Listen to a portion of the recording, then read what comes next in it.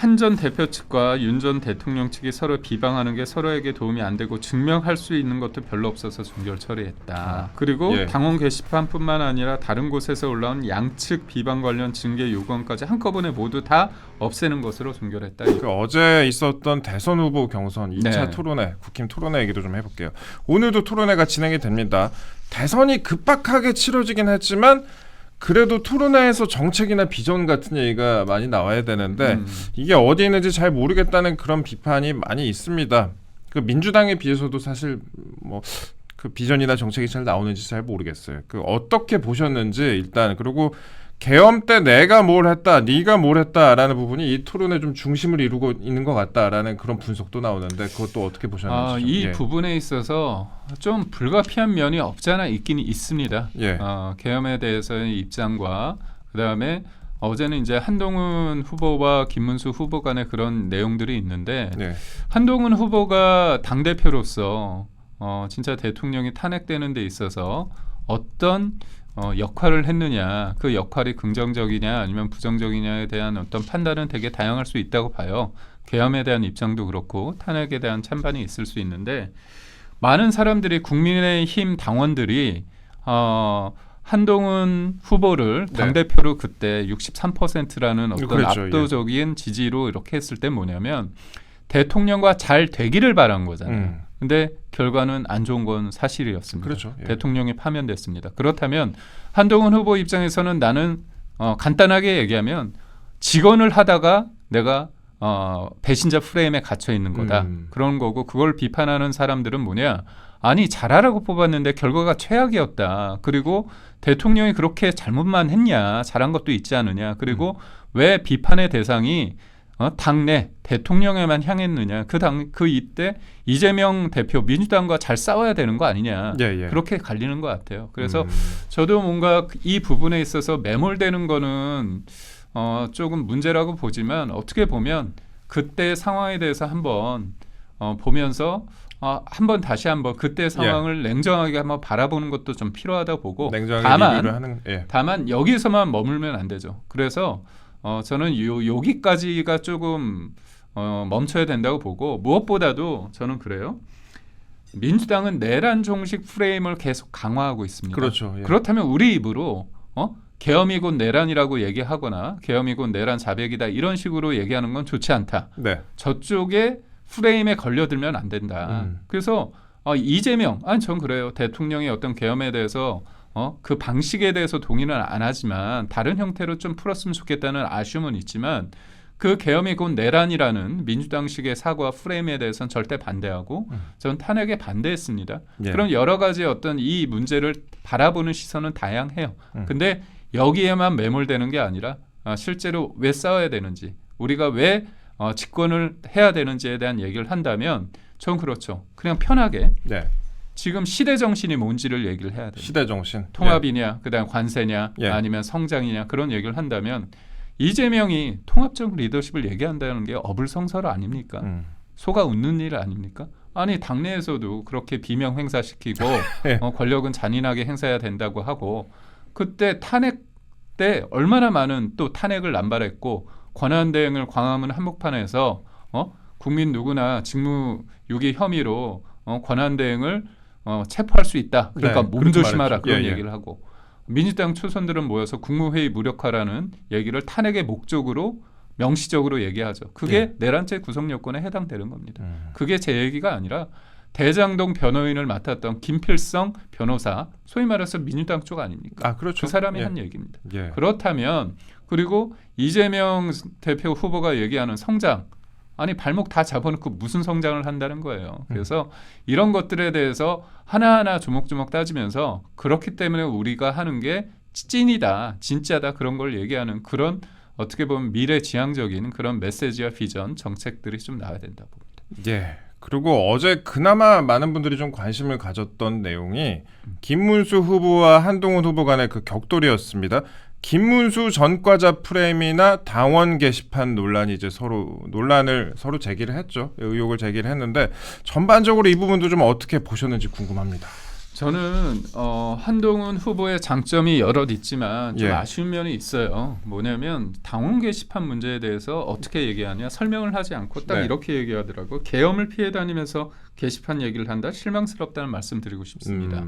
이게 제3의 입장에서 제3자의 입장에서 얘기를 한다면 괜찮습니다. 예. 근데 당원 게시판 문제는 본인과 관련된 문제잖아요. 그리고 이 문제에 대해서 저는 진실이 중요하다고 봅니다. 왜냐 이 부분에 대해서 많은 사람들이 우려를 하고 있고 네, 예. 한동훈 후보가 가족과 연관이 돼 있다는 거잖아요. 그래서 이 문제를 푸는 방식은 간단합니다. 어떻게요?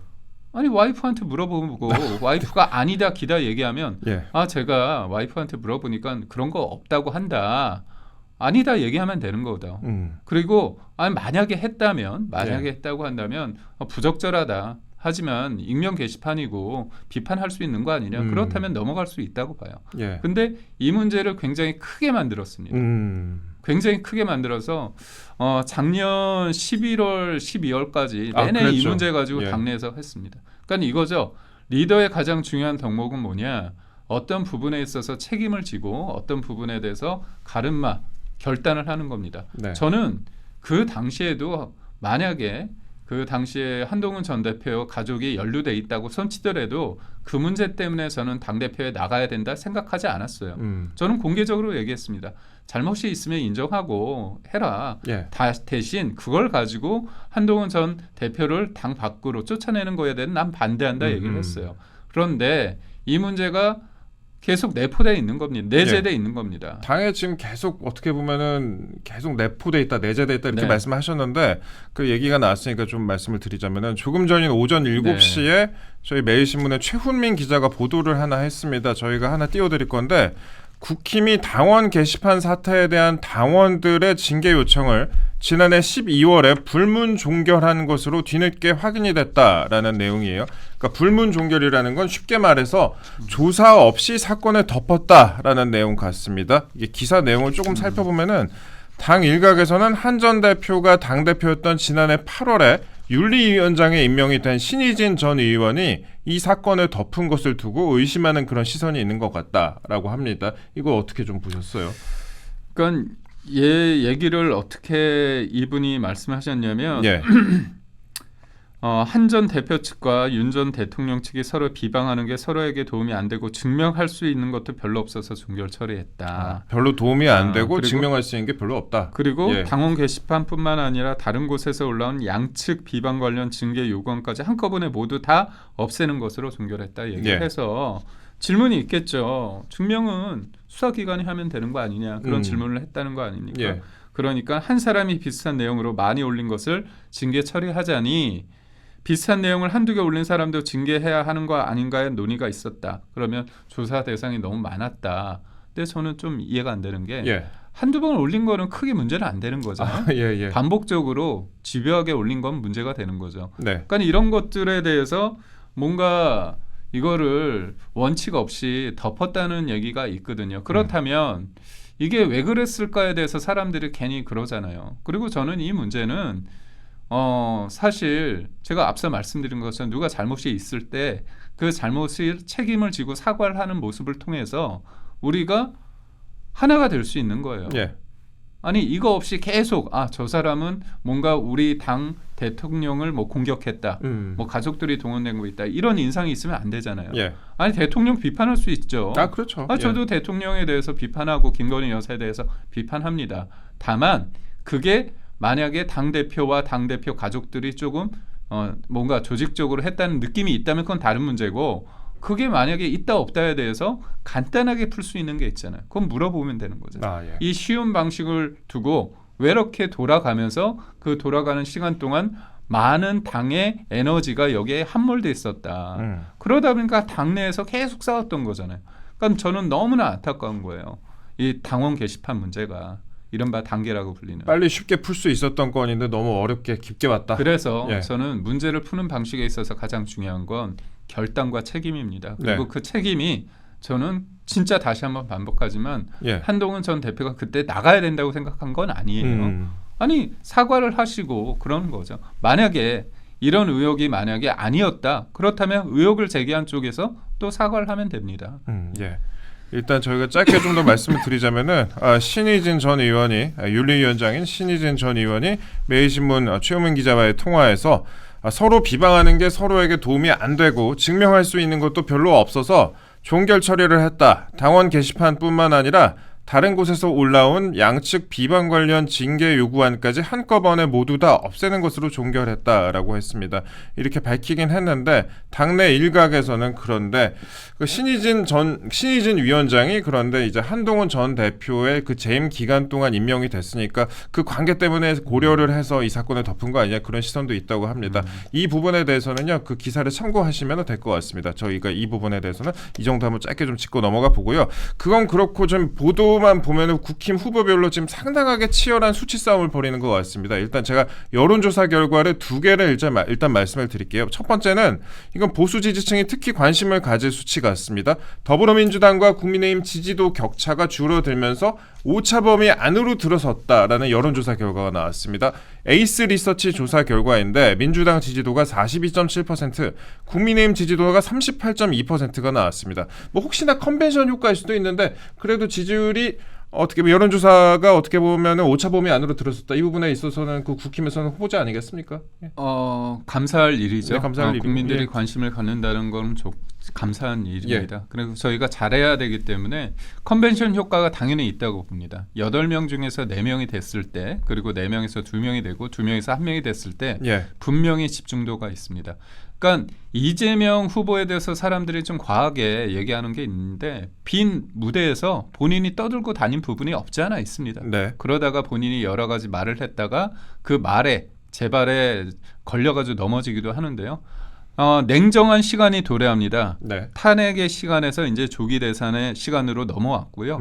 지금 혼자 떠드는 시간에서 이제 우리의 후보가 정해지면서 관심도를 하고 네. 여러 아쉬움은 있는 부분이 있습니다. 그렇지만 정책과 비전이라는 것들은 한두 명이 남았을 때 그게 뚜렷이 되는 효과가 있거든요. 예. 그런 측면에서 우리의 본 모습을 보기에는 아직 시간이 남아있다. 그리고 우리한테는 한독수 권한대행의 또 다른 경선 너머에 어떻게 보면 우리가 할 수 있는 경선 너머를 상상하고 할 수 있는 어떤 공간이 또 있다. 그런 측면에서 제가 볼 때는 앞으로 더 올라갈 거다 저는 앞으로 확신합니다. 더 올라갈 것이다 이렇게 말씀하셨습니다. 마지막으로 국민의힘 경선 주자 지지율 짧게 좀 말씀드리겠습니다. 김문수 똑같은 이제 에이스 리서치 조사 결과인데 김문수 후보가 33.9%로 지금 1위를 차지하고 있고 뒤를 이어서 한동훈 후보와 홍준표 후보가 비슷합니다. 24.2%, 23.7%고요. 안철수 후보가 7.8% 이렇게 돼 있는데 앞으로의 판도에 대해서는 좀 어떻게 관측을 하세요? 우리가 토론을 볼 때 예. 작은 전투는 이길 수 있습니다. 네, 하지만 전반적인 맥락에서 봤을 때 큰 전투에서 지는 경우가 좀 있거든요. 그게 되게 애티튜드가 되게 중요합니다. 네. 태도가 되게 톤앤매너라고 하죠. 그런 부분이 중요한데 저는 이제 어제 김문수 후보하고 한동훈 후보를 봤을 때 여러 가지 평가는 있을 수 있는데 네.